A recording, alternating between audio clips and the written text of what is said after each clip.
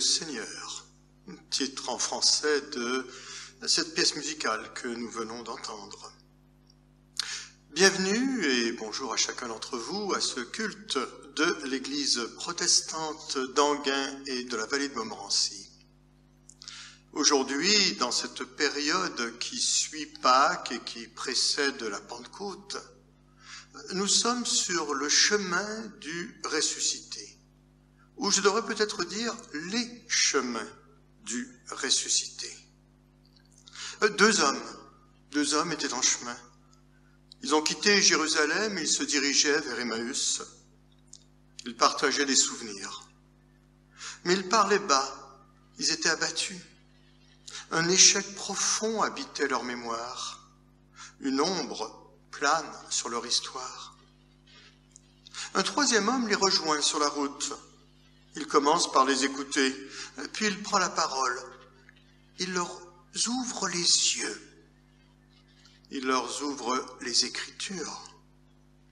Et il raconte quelque part leur histoire. Quand les pèlerins l'écoutent, leur mémoire change de couleur. Leurs ténèbres se dissipent. Leur histoire s'éclaire. Ils voient avec des yeux différents. Ils portent d'autres lunettes. Leur cœur se réchauffe.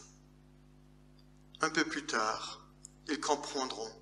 Ils comprendront que celui qui faisait route avec eux était beaucoup plus qu'un étranger de passage, qu'un simple compagnon de voyage.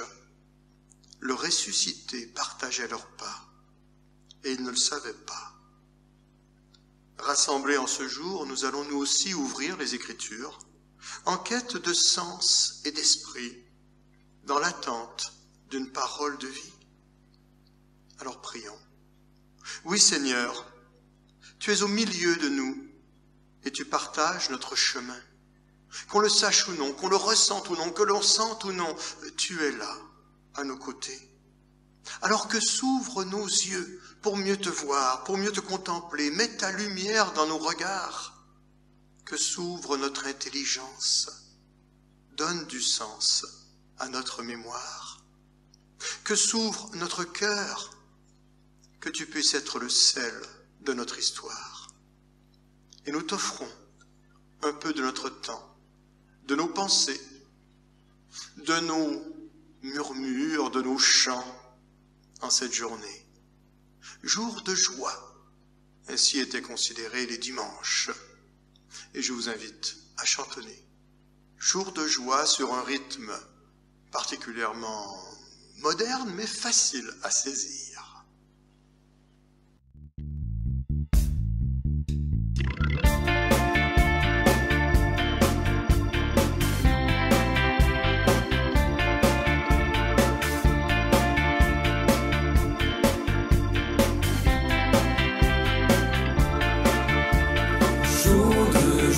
Jour de victoire, il est en sa main d'en haut, me retire des grandes eaux, il me saisit et me délivre, l'Éternel est mon appui, devant tous mes ennemis, Dieu se lève avec éclat, et il marche devant moi. Jour de victoire, il est en sa main d'en haut, me retire des grandes eaux, il me saisit et me délivre, l'Éternel est mon appui, devant tous mes ennemis, Dieu se lève avec éclat, et il marche devant moi.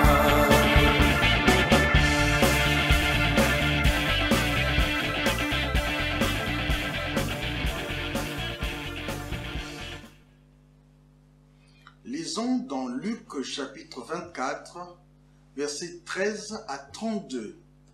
Ce même jour, 2 disciples se rendaient à un village appelé Emmaüs, qui se trouvait à environ 2 heures de marche de Jérusalem. Ils parlaient de tout ce qui s'était passé. Pendant qu'ils parlaient et discutaient, Jésus lui-même s'approcha et fit route avec eux. Ils le voyaient, mais quelque chose les empêchait de le reconnaître. Jésus leur demanda, « De quoi discutez-vous en marchant ?» Ils s'arrêtèrent tout attristés. L'un d'eux, appelé Cléopas, lui dit, « Es-tu le seul habitant de Jérusalem qui ne sache pas ce qui s'est passé ces derniers jours? » « Quoi donc ?» leur demanda-t-il. Ils lui répondirent, « Ce qui est arrivé à Jésus de Nazareth, c'était un prophète puissant. Il a montré par ses actes et par ses paroles devant Dieu et devant tout le peuple. Les chefs de nos prêtres et nos dirigeants l'ont livré pour le faire condamner à mort et l'ont crucifié. Nous avions l'espoir qu'il était celui qui devait délivrer Israël. Mais en plus de tout cela, c'est aujourd'hui le 3e jour depuis que ces faits sont arrivés. Quelques femmes de notre groupe nous ont frappés de stupeur, il est vrai. Ils se sont rendus tôt ce matin au tombeau, mais n'ont pas trouvé son corps. Elles sont revenues nous raconter qu'elles avaient eu une vision, des anges qui leur ont déclaré qu'il est vivant. Quelques-uns d'entre nous sont allés au tombeau et ils ont trouvé tout comme les femmes l'avaient dit. Mais lui, ils ne l'ont pas vu. Alors Jésus leur dit, « Gens sans intelligence, que vous êtes lents à comprendre tout ce qu'ont annoncé les prophètes. Ne fallait-il pas que le Christ souffre ainsi avant d'entrer dans sa gloire ?» Puis il leur expliqua ce qui était dit à son sujet dans l'ensemble des Écritures, en commençant par les livres de Moïse et en continuant par tous les livres des prophètes. Quand ils approchèrent du village où ils se rendaient, Jésus fit comme s'il voulait poursuivre sa route.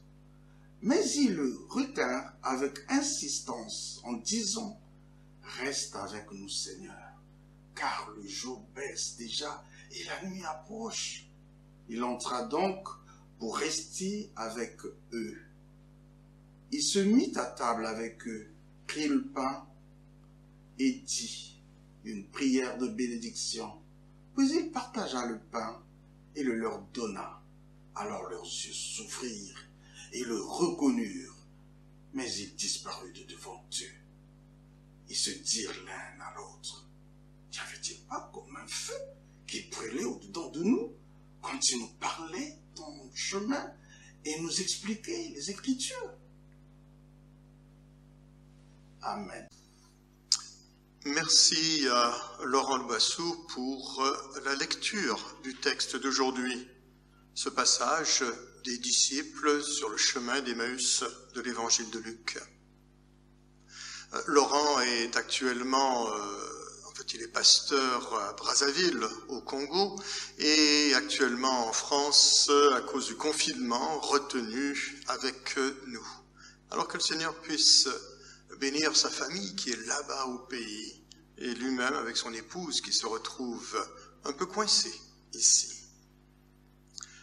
Il était une fois une femme qui regardait à tous les matins par la fenêtre. Elle avait toujours un commentaire désobligeant sur le linge de sa voisine. La voisine étendait son linge sur une corde à linge, un étendoir, et elle disait toujours « mais son linge est sale, comment est-ce qu'elle peut endurer cela ?» Et son mari, lui, était un peu agacé par toutes ces paroles, j'oserais dire. Mais voilà, ainsi, il y a des gens qui sont comme cela. Un beau matin, le linge était resplendissant.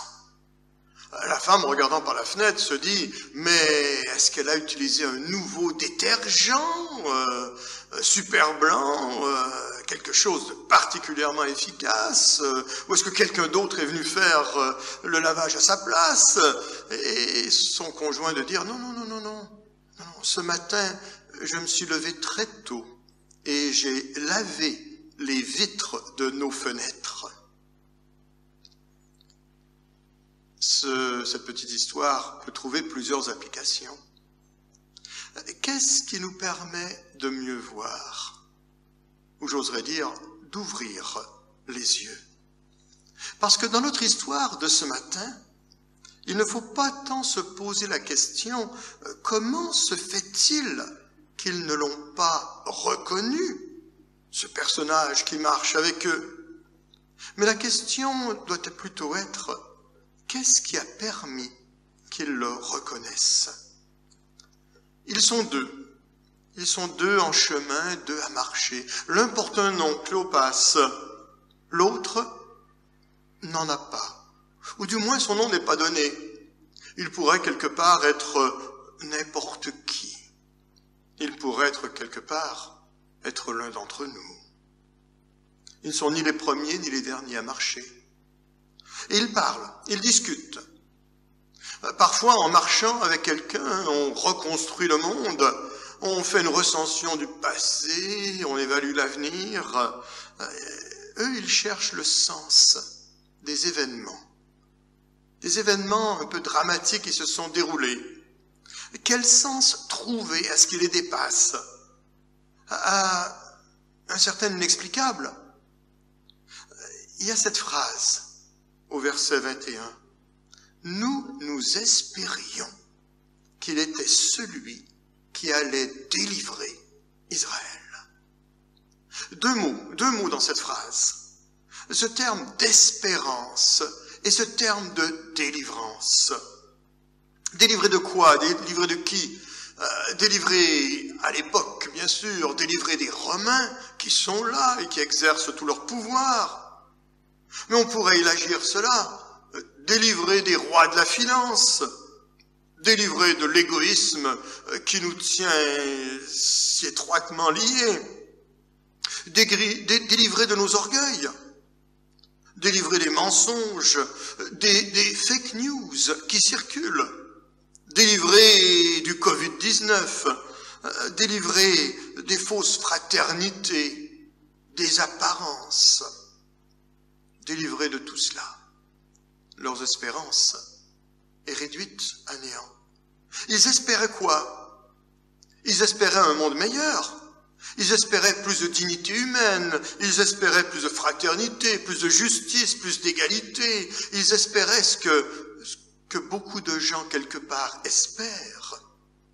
Bien sûr, il y a des gens qui espèrent avoir plus d'argent pour eux, devenir plus riches, avoir du pouvoir, régner sur le monde, monter les barreaux de l'échelle de la société. Il y en a qui espèrent également ce genre de choses. Eux, non. Leur espérance était quelque part en fonction des paroles de celui qui les accompagnait, qui les avait accompagnés. Parce que là, il y a un autre verset qui résonne. Au verset 19, il était dit, c'était un prophète puissant en actes et en paroles.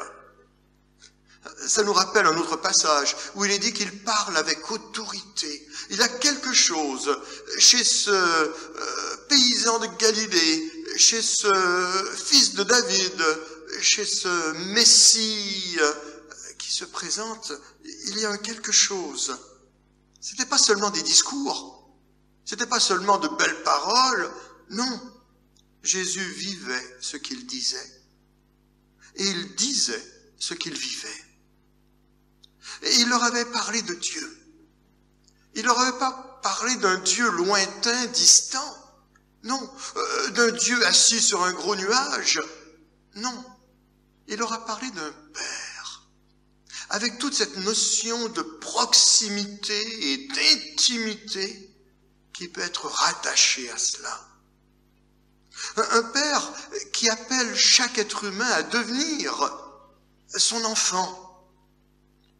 Et alors, tous deviendraient quelque part frères et sœurs, les uns des autres. Il y aurait quelque chose d'autre. Un royaume d'une autre saveur, même si dans leur tête à eux, le royaume était au départ un royaume très terre à terre. Il y avait dans ce royaume-là une image d'un monde véritablement meilleur. Pas centré sur soi, mais qui quelque part prend son plaisir dans le plaisir de l'autre. Et alors, ces disciples sur le chemin d'Emmaüs, ils avaient cru en lui, ils avaient cru en ce Jésus, ils avaient cru en ses paroles, ils lui avaient fait confiance. Ils avaient tout abandonné, ils l'avaient suivi sur les routes, parce que quelque part, il leur avait redonné l'espoir, la dignité, redonné le désir de vivre autrement, de croire et d'espérer en ce monde meilleur, en ce monde plus juste, en ce monde plus équitable, en ce monde plus fraternel. Mais là, 3 jours plus tôt, leur confiance a été ébranlée. Leur foi s'est quelque part fissurée. Leur rêve s'est écroulé. La puissance de Jésus, tout ce qu'on attendait de lui, tout ce que l'on désirait de lui, n'a pas été capable de vaincre les puissants et les maîtres de ce monde. Raté ce plan. Une croix, la mort, la faim, c'est l'échec. Il ne reste plus rien. C'est eux, les autres, les méchants, c'est eux qui ont eu le dernier mot. C'est eux qui finalement ont vaincu. Alors de l'espérance, ces disciples sur le chemin, ils n'en ont plus. On espérait, voilà, on espérait une délivrance de ce qui nous entoure, mais parfois également délivrance de nous-mêmes. Leur foi est quelque part mise à terre. Ce qu'on peut appeler par moments cette foi du charbonnier. Une foi qui sourit simplement à la vie et à la grâce. Ébranlée devant les questionnements, ébranlée devant les incertitudes, ébranlée devant les raisonnements, parfois même ébranlée devant les faits. Parce qu'il faut dire une chose, le royaume de Dieu n'est pas un système économique viable. Le pardon est foncièrement quelque chose d'injuste dans cette optique d'une justice équitable. On ne peut pas gouverner le monde avec de l'amour. Quelque chose d'autre est là. Et alors qu'ils sont là avec leurs pensées confuses, à essayer d'échanger, à essayer de voir un peu plus clair dans tout ce qui se passe, dans tout ce qui est là, un autre marcheur va se joindre à eux. Et c'est cet étranger qui se met à leur parler. Au verset 26, nous avons lu « Ne fallait-il pas que le Christ souffrit cela et qu'il entrât dans sa gloire ?» Il leur parle d'une vérité nouvelle, qui est pourtant inscrite dès l'aube des temps dans les livres anciens. Car alors, commençant par Moïse puis par les prophètes, il leur expliqua dans les Écritures tout ce qui le concernait. Eux ne savaient pas que ça le concernait lui, ce gars. Ils ne savaient pas qui c'était, mais ils entendaient cette parole. Cette parole qui, quelque part, leur montrait un peu plus ce plan de Dieu, cette destinée pour l'humanité. Jésus, quand il avait vécu avec eux, quand il avait voyagé avec eux précédemment, il avait également lu ces Écritures, ces mêmes Écritures. Il avait également expliqué ces mêmes textes. Il les avait interprétés de son vivant. Il leur avait déjà dit quelque part à peu près les mêmes choses. Et eux qui pensaient déjà tout connaître, tout savoir, cette parole redevient parole vivante. Il y a tellement de choses que l'on pense déjà savoir. Je rencontre si souvent des gens qui s'imaginent connaître la Bible. Oui, on vit sur un certain passé, sur un certain souvenir, mais ce n'est plus du vivant, ce n'est plus du concret. Et là, tout d'un coup, ces mêmes paroles qui avaient été ébranlées par les événements reprennent vie. Ces Écritures deviennent à nouveau évangiles. Dans le sens premier du terme évangile, evangelios, une bonne nouvelle. Quelque chose de bon, quelque chose de nouveau. Quelque chose de nouveau, quelque chose qui prend toujours un peu par surprise. Quelque chose de bon, quelque chose qui fait toujours un peu du bien. De nouveau, une parole neuve, une parole vivante qui les rejoint.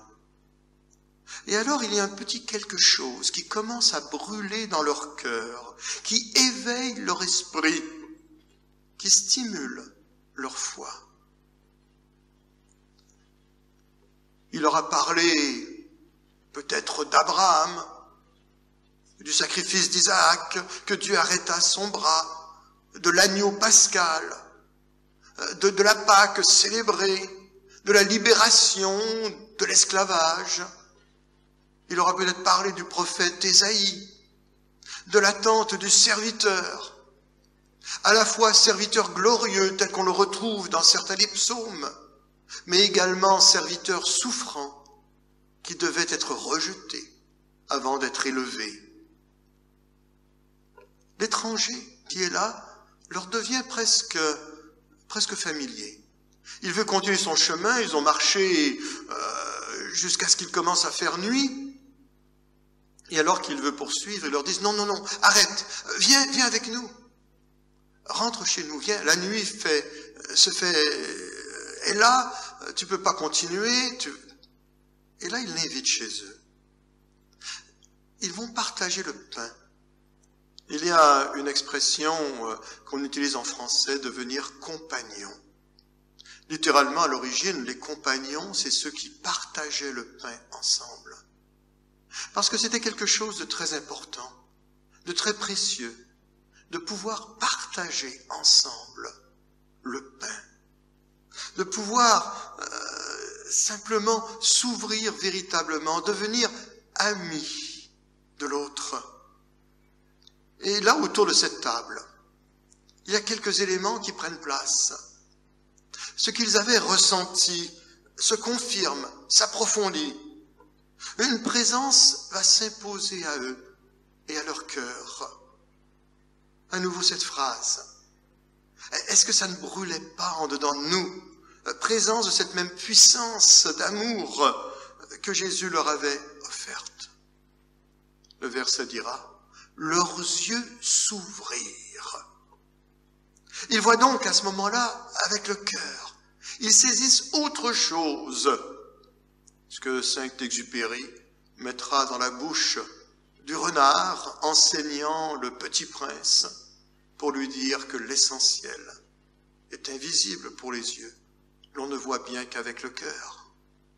Ce n'était pas la fin. Non, ce n'était donc pas la fin. Ce n'était pas l'échec, au contraire. C'était une victoire. Une victoire de la mort. Une victoire sur la mort. L'amour a gardé le dernier mot. Et à présent, eux-mêmes sont remplis de joie, à cause d'une parole révélée. Car dans ce texte apparaîtra 3 grands éléments. Cette écriture qui est expliquée, qui est saisie, où on prend le temps de l'analyser, de la comprendre, parce qu'il y aura toujours des choses qui vont nous échapper. Oui, c'est vrai, mais il y a suffisamment de choses qui sont clairs dans les Écritures pour qu'on n'a pas besoin de se compliquer la vie. La bénédiction. Parce qu'autour de cette table, Jésus prendra le pain et rendra grâce. Dira merci. Un merci véritable, un merci profond, un merci honnête, un merci pour la vie, un merci pour la nourriture, un merci pour les amis, un merci pour l'autre, un merci pour soi. Et troisièmement, ce pain partagé, devenir ami. Symbolique, il est vrai, dans ce texte de la communion, du partage du pain et du vin, qui deviendra un peu institutionnalisé par après, mais qui au départ se fond dans la simplicité de reconnaître dans ce pain le corps du Christ, mort sur la croix, dans ce texte où il est dit qu'il n'y a pas de plus grand amour que de donner sa vie pour ses amis, et dans ce vin partagé. Le sang du Christ, dans cette déclaration, voici la nouvelle alliance. Une alliance où les lois de Dieu ne sont plus gravées sur des tables de pierre, mais où les principes de l'Évangile prennent place dans des cœurs de chair. Et alors ils le reconnaissent. Oui, c'est bien lui. C'est bien lui. Il est là, présent dans leur vie. Le ressuscité est là, à jamais, présent. Présent et absent en même temps. Parce qu'à partir du moment où ils le reconnaissent, il disparaît. Il est à la fois là, tout en n'étant plus là. Il est à la fois proche, tout en étant par moments loin. Il est à la fois très réel, tout en nous amenant à douter régulièrement. Cet étranger, ce Christ, le ressuscité, le revenu à la vie, différemment, oui, mais toujours le même également. Et que le Seigneur nous permet de vivre jour après jour ce renouvellement de la rencontre avec le ressuscité, qu'il nous permet de voir avec des yeux différents. Et si parfois on a besoin de laver nos vitres, nos fenêtres, pour voir autrement, pour voir mieux, alors qu'il nous donne la force de pouvoir le faire. Et je vous invite à chanter un vieux chant de la Réforme, il date de 400 ans, le psaume 33, « Réjouis-toi, peuple fidèle ».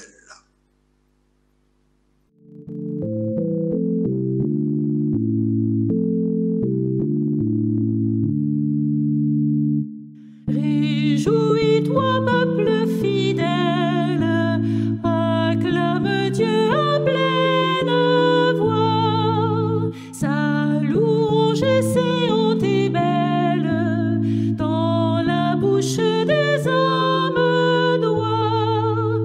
Sur un air de fête sonnent les trompettes pour un chant nouveau. Les corps, les cithare, les voix les plus rares, les sons les plus beaux. Ta parole agit sur la terre avec droiture et vérité. Par tout son œuvre de lumière, il fait rayonner ta bonté. Que ta voix résonne, le chaos s'ordonne, le ciel resplendit. Sources et rivières arrosent la terre, le désert fleurit. Tu brises l'orgueil des puissances et tous leurs plans sont renversés. Mais tu poursuis sans défaillance les projets que tu as formés. Si cherchant sa route, un peuple t'écoute, il vivra heureux. Il verra les signes qui déjà désignent la cité de Dieu. Dieu qui créa le cœur de l'homme, l'observe sur tous ses chemins. Nul à sa vue ne se dérobe, il connaît l'œuvre de leurs mains. Dans les jours d'alarme, vaines sont les armes au bras du plus fort. Dieu seul nous fait vivre, Dieu seul nous délivre des mains de la mort.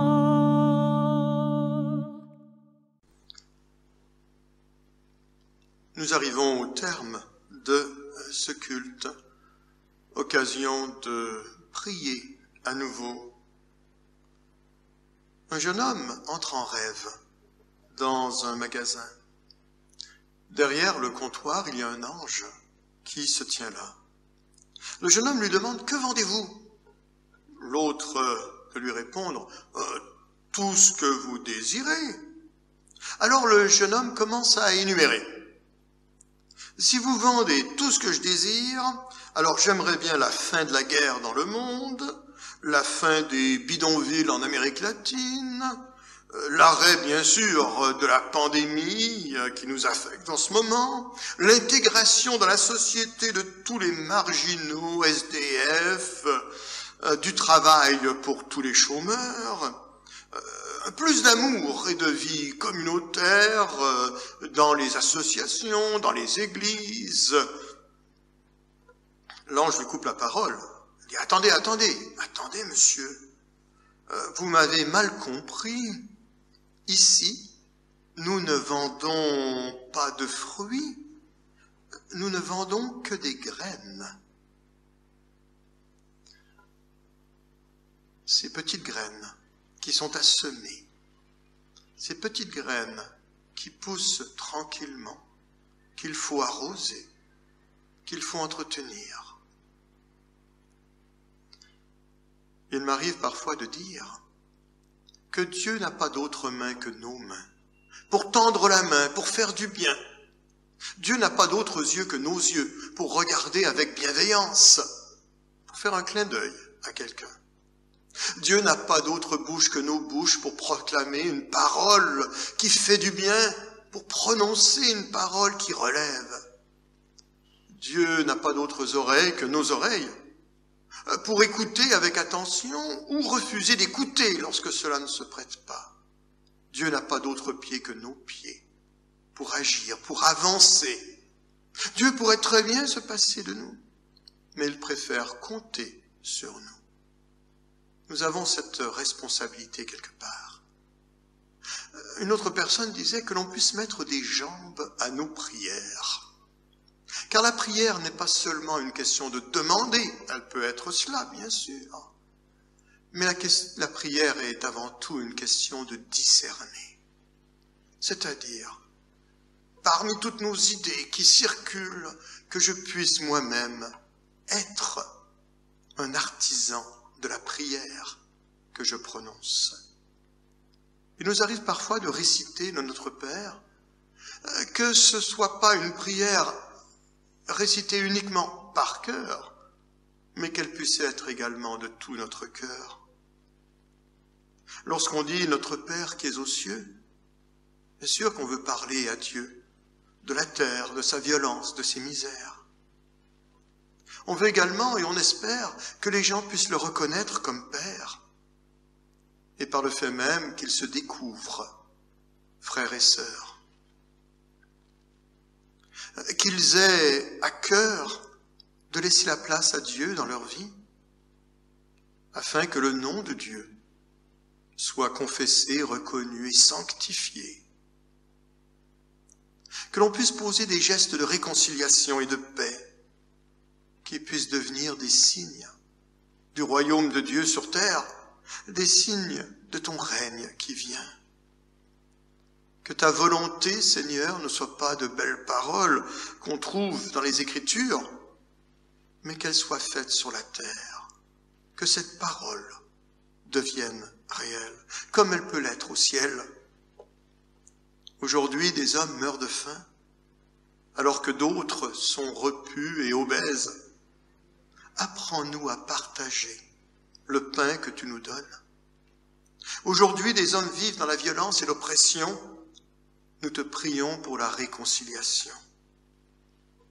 Donne aux offensés le courage du pardon. Et toi seul peux le faire, afin que les offenseurs se sachent pardonner. Aujourd'hui, des humains sont soumis à toutes sortes de tentations. Tentation du pouvoir qui oppresse, de l'argent qui isole, d'une sexualité qui se dérègle. Délivre-nous, Seigneur, de la tentation. Délivre-nous de nous-mêmes. Aujourd'hui, des hommes sont victimes du mal, de la maladie, de la solitude, de l'angoisse, de la peur. Oui, Seigneur, délivre-nous. Car car c'est vers toi que monte notre prière, car c'est à toi qu'appartiennent le règne, la puissance et la gloire pour les siècles des siècles. Amen. Et que le Dieu de toute grâce, celui qui est Père, Fils et Saint-Esprit, soit avec chacun d'entre nous. Allons dans la paix du Seigneur, soyons nous-mêmes artisans de paix. Recevons la bénédiction de Dieu, afin qu'en retour nous soyons nous-mêmes une source de bénédiction pour les autres autour de nous. Amen. Et je vous invite à écouter ce chant interprété par Dana, membre de la paroisse, Dieu Tout-Puissant, le premier couplet en français et le couplet suivant qui sera en dialecte congolais, en Kikolo. Bon, ben, ça ressemble à ça. Et je vous souhaite à tous une bonne journée.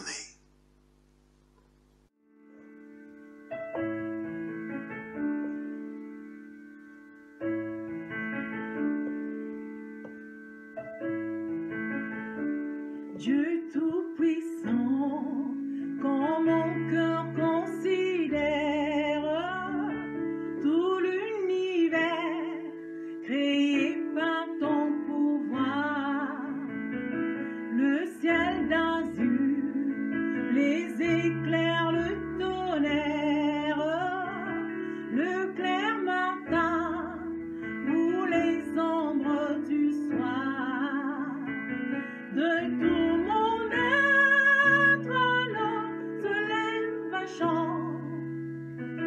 Dieu Tout-Puissant, que tu es grand. De tout mon être alors se lève un chant. Dieu Tout-Puissant, que tu es grand. Le chanteur Kikongo